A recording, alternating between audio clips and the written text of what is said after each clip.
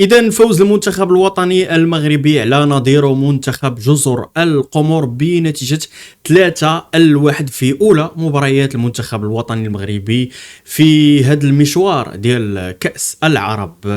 فوز بالنتيجة إيجابي، ولكن كاينين بعض السلبيات اللي غادي نشوفوها في هذا الفيديو، فين غادي نديروا واحد التحليل شامل. غادي نشوفوا اللقطات ديال الأهداف، غادي نشوفوا التشكيلة اللي لعب بها الناخب طارق السكيتي، وبطبيعة الحال غادي نحاولوا نسلطوا الضوء على النقاط الإيجابية والنقاط السلبية اللي كيف ما غادي تشوفوا كتدور تقريبا بشكل كبير على واحد النقطة بالذات. إلا كملتوا معنا الفيديو غادي تتعرفوا عليها، فغادي نطلب منكم على أنكم دعموا هذه المجهودات تقوموا بها بوضع لايك والاشتراك في القناة. شاركونا الآراء ديالكم بطبيعة الحال في خانة التعليق، ونبداو التحليل ديالنا ويعني الفيديو ديالنا على هذه المباراة اللي فزنا فيها بنتيجة اللي هي إيجابية 3-1.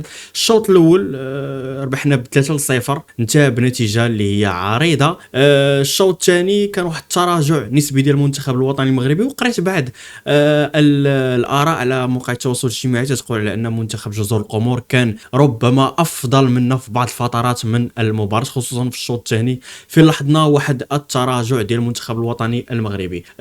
قبل ما نشوفوا اللقطات ديال الأهداف غادي نتكلم بعجاله على الاختيارات في التشكيله اللي نزل بها طارق السكيتي في هذه المباراه الاولى في كاس العرب. التشكيله ديال 4-2-3-1. في حراسه المرمى صلاح الدين شهاب، خط الدفاع فيه الظهير الايمن لاعب نادي الرجاء الرياضي بولكسوت، والظهير الايسر لاعب نادي نهضه بركان حمزه المساوي. الثنائيه الدفاعيه فيها مفاجاه وهي تواجد اللاعب انس باش الى جانب سفيان بوفتي اللي سجل هدف في هذه المباراة. أما خط وسط الميدان مشكل من ثنائية المهديوي وقائد الفريق اللاعب محمد ربيع حريمات.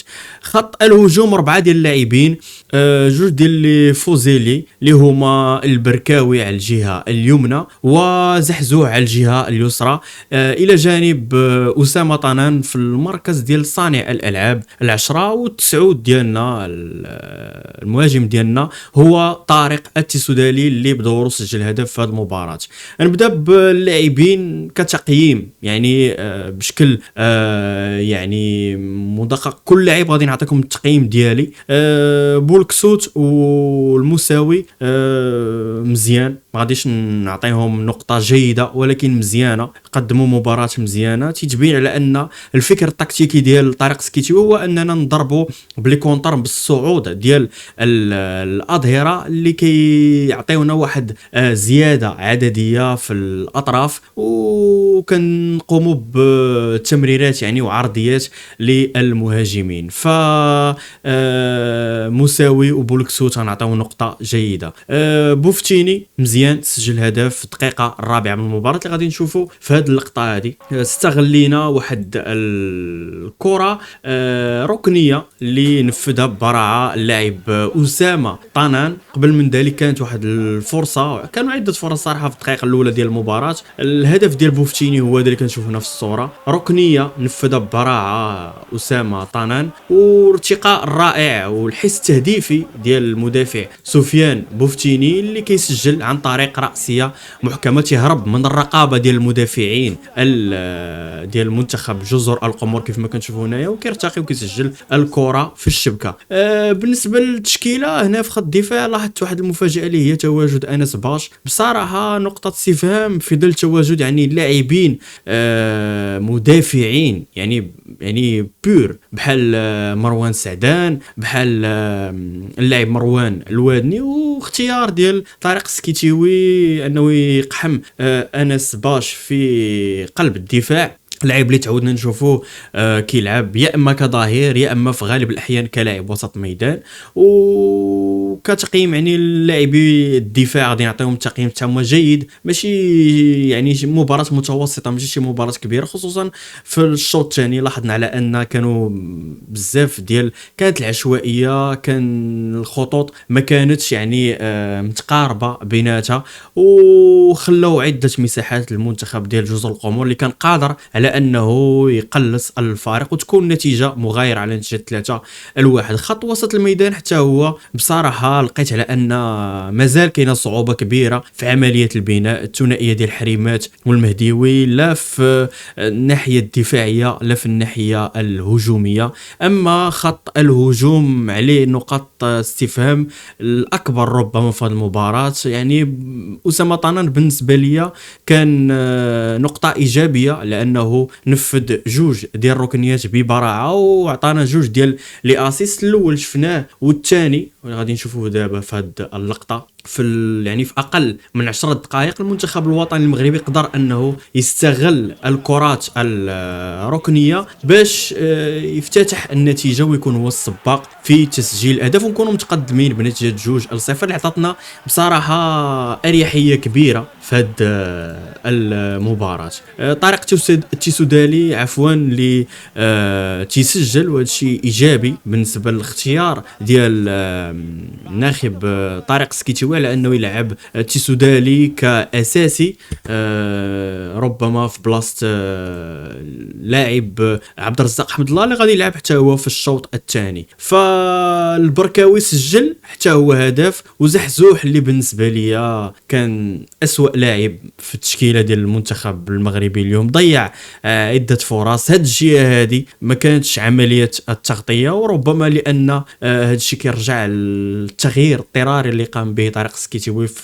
اخر يعني الدقيقه ديال قبل انطلاق المباراه من بعد ما تعرفنا على اصابه اللاعب اشرف بن شرقي اللي كان هو اللي غادي يكون في هذا المركز ديال الجهه اليسرى. اما كريم البركاوي سجل الهدف الثالث لصالح المنتخب الوطني المغربي عن طريق عرضيه من الزميل ديالو اللاعب المساوي كيف ما غنشوفوا في هذه اللقطه. هنا المنتخب الوطني المغربي ما كانش كيستحوذ على الكره بطريقه كبيره ولكن كان تعرف عن طريق الضغط العكسي انه يقطع الكره ويطلع في هجمات مرتده خصوصا كيف ما قلنا في بدايه الفيديو عن طريق الاظهره وبالتمريرات العرضيه عرفنا نستغلوها في هذه المباراه هذه بشكل كبير وسجلنا الهدف الثالث كيف ما كنشوفوا هنايا. الكونترول من طرف اللاعب مساوي اللي تيقدم عرضيه رائعه الكريم البركاوي اللي كيسجل عن طريق رأسية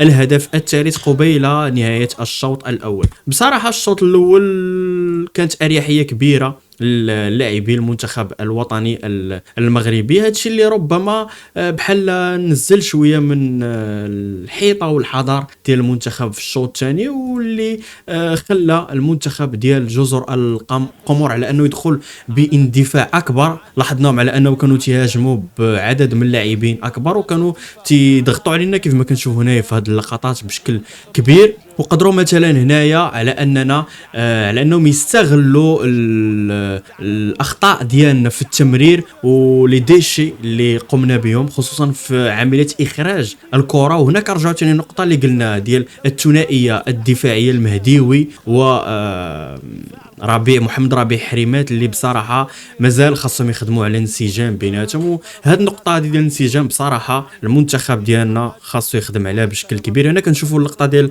الهدف ديال المنتخب ديال جزر القمر كيف ما قلنا حتى في بدايه الفيديو. الهدف جاء عن طريق هجمه من الجهه اليمنى الجهه اللي كيتواجد فيها كل من اللاعب مساوي واللاعب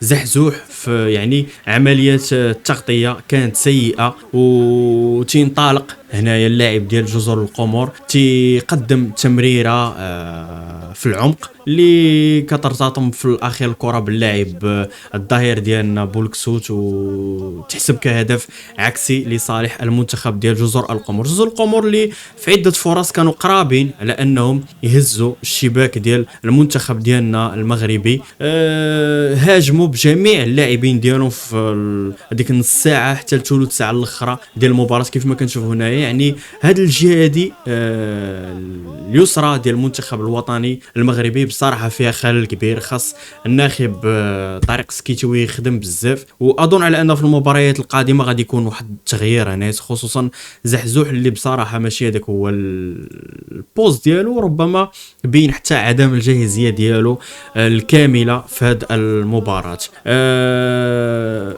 الاندفاع ديال المنتخب ديال جزر القمر سمح لنا على اننا في المرتدات يكونوا عندنا مساحات كبيره اللي كنا قادرين على اننا نستغلوها بطريقه افضل بصراحه. نقطه استفهام كبيره حتى فيما يخص يعني تضييع الفرص. هنايا الناخب طارق سكيتيوي قام ببعض التغييرات اللي كيف ما كنلاحظوا كنوصلوا حتى الاخر، يعني رمق حتى الاخر الامطار، وكنضيعوا بطريقه كبيره وبطريقه يعني اللي غير مسموح لها انك تضيع مثلا امام منتخبات كبيره. فاش غادي تواجه منتخب عمان، انا كنتظر على انه غادي يكون منتخب منظم في ظل تواجد المدرب كارلوس كيروش. اذا هذه كانت هي النقاط اللي السلبيه. انسجام اللي ضاع في هذه المباراه هذه، عمليه البناء كاين بطء كبير، وكاين لي ديشيف عمليه خروج بالكره ملي تنكونوا في هذا الرباعي هنايا ما بين المهديوي حريمات باش وبوفتيني. اما خط الهجوم زحزوح بالنسبه لي قام مباراه سيئه. اسامه طنان ربما ما يشفع لاسامه طنان في هذه المباراه هو انه قدم جوج تمريرات حاسمه في الشوط الاول. البركاوي مزيان وماشي مزيان لانه سجل، ولكن كجناح ايمن حتى هنا كنطرح واحد التساؤل، يعني ربما كانوا عندنا خيارات اخرى. طارق تيسودالي مزيان الفرصه اللي جاتو سجل منها، ولكن على العموم هذا المنتخب مازال من ناحيه ديال الانسجام انا بالنسبه لي غيكون هو يعني الخدمه الكبيره اللي كتنتظر طارق السكيتيوي في الايام القادمه، خصوصا اننا غنواجهوا منتخب عمان فين حنا مطالبين بالفوز لضمان يعني التأهل إلى الدور الثاني، ومن بعد غتكون مواجهة أمام منتخب السعودية اللي كيلعب بطبيعة الحال بالتشكيلة ديالو الأساسية بقيادة إيرفي رونارو، يعني لاعبين اللي كيلعبوا في أقوى دوري عربي اللي هو الدوري السعودي. فعطيونا الآراء ديالكم في التعليق على هاد المنتخب اللي إلا كنت غادي نعطي نقطة إيجابية هي أنه ربح في المباراة، والنقطة الإيجابية الثانية هي أنه استغل الكرات الثابته والعرضيه. ولكن هذا الشيء خاصنا نشوفوه في المباريات القادمه، يعني واش المنتخب غادي يكمل على هذا النهج ديال استغلال الكرات الثابته او هذه كانت مجرد يعني مصادفات. انا بصراحه ما بغيتش نقول على ان هذه كانت غير مصادفات، ولكن كان امن على ان هاد الدراري عندهم يعني جميع المقومات باش يوصلوا لابعد نقطه في البطوله. الحاجه الوحيده اللي شويه كتخلعني هي الاصابات في ظل غياب بعض الاسماء اللي تبين اليوم على انها مهمه، بحال اللاعب اشرف بن شرقي مكان زحزوح اللي ماشي هذاك هو البوست ديالو.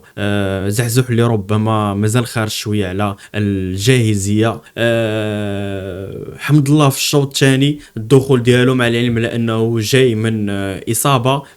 بالنسبه لي قام بعض التوغلات بعض التمريرات اللي كيف ما قلنا في البدايه ان هذا المنتخب تيكونوا الفرص، ولكن يعني اللمسه الاخيره وتسجيل الاهداف هي الحاجه اللي مازال كتنقصنا، يعني من اللعب المباشر ديالنا وماشي غير من الكرات الثابته والكرات العرضيه. عطونا الاراء ديالكم في التعليق، نتلاقاو في فيديوهات قادمه ان شاء الله. نتمنوا التوفيق للمنتخب الوطني المغربي في المسار ديالو في هذه بطوله كاس العرب، ونشوفوا فيديوهات قادمه ان شاء الله. فالى ذلك الحين استودعكم الله والسلام عليكم ورحمه الله.